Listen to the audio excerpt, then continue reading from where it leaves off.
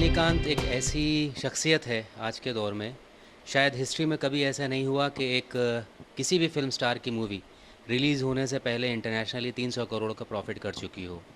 हम लोग किसी मूवी की पॉपुलैरिटी या किसी फ़िल्म स्टार की पॉपुलैरिटी बॉक्स ऑफिस के हिट से ही मानते हैं, चाहे इंडिया, सिंगापुर और इंटरनेशनली जहाँ जहाँ भी रिलीज़ हुई, इवन बिफोर द रिलीज़ होने से पहले 300 करोड़ का एक टारगेट, तो एक टारगेट बहुत ही बड़ा है जो कभी ना हुआ है ना शायद हो सके। इंडिविजुअल अगर हम रजनीकांत जी के बारे में बात करें तो पॉपुलैरिटी उनकी शायद इस वजह से है कि हमारे यहाँ जो एक सुपर हीरो का कंसेप्ट है वो हमेशा से एग्जिस्ट करता रहा है। सुपर हीरो का रोल फिल्म्स में, इंडियन मूवीज़ में भी और बाहर की मूवीज़ में भी रहा ज़रूर है, पर वो सुपर हीरोज़ जो इन एक्टर्स ने एक्ट किया है वो अभी भी जब दुनिया में आते हैं सामने हमारे, तो हम में से नहीं, चाहे वो राजकुमार जी हों, चाहे अशोक कुमार, किशोर कुमार, दिलीप कुमार जी, उसके बाद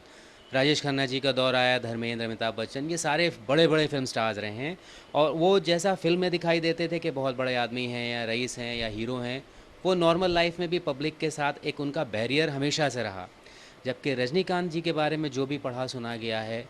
वो ये है कि वो फ़िल्मी ज़िंदगी उनकी अलग होती है, पर्दे पे रोल पे उनका अलग होता है, और नॉर्मल में हम उनको बिल्कुल उसी तरीके से देखते हैं जैसे हम जैसा कोई एक आदमी नॉर्मल सा, वेरी अनइम्प्रेसिव, बाल आधे हैं नहीं, जो हैं वो सफ़ेद हैं, ढीला सा कुर्ता, जीन्स, अनकेम्प्ड। तो एक हम लगता है, एक जो माइंड में, एक दिमाग में एक छवि बन जाती है कि ये सुपर मी हीरो जो दुनिया की परेशानियों को दूर करने के लिए है, ये हम में से ही निकल के आ सकता है कोई। प्लस लाइफस्टाइल उनका ऐसा है कि उनका जो करियर का स्टार्ट रहा वो इनिशियली एक बस कंडक्टर थे, और डाउन टू अर्थ, बिल्कुल बेसिक। फिल्म हिट हिट होती भी गई, एक के बाद एक आती गई, बढ़ती गई आगे। प्लस उनका जो भी सोशल सर्कल था, जो लोग जिनसे उनका मिलना जुलना था, जिस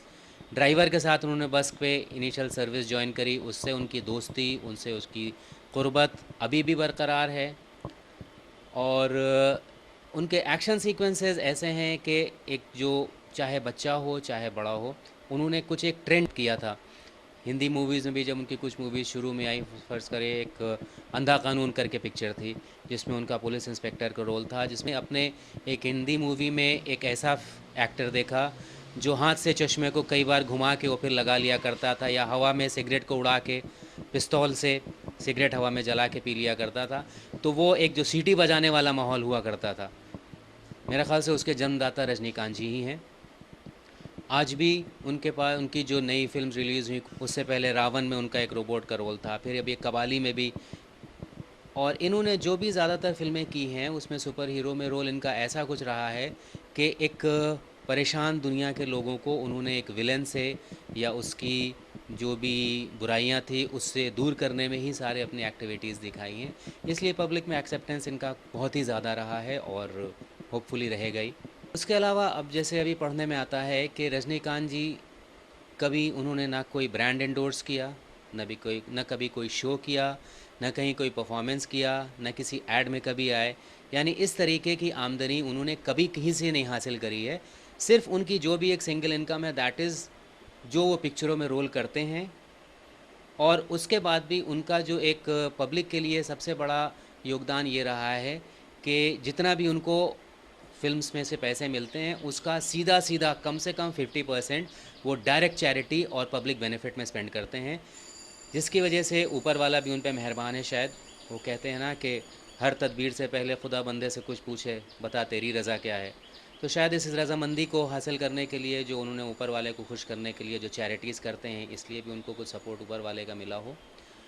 और उसके अलावा जो अभी कुछ चैनल पे एक किसी फ़िल्म स्टार का, बहुत बड़े फ़िल्म स्टार का एक ऐड आ रहा था, ऐड तो नहीं, एक इंटरव्यू था एक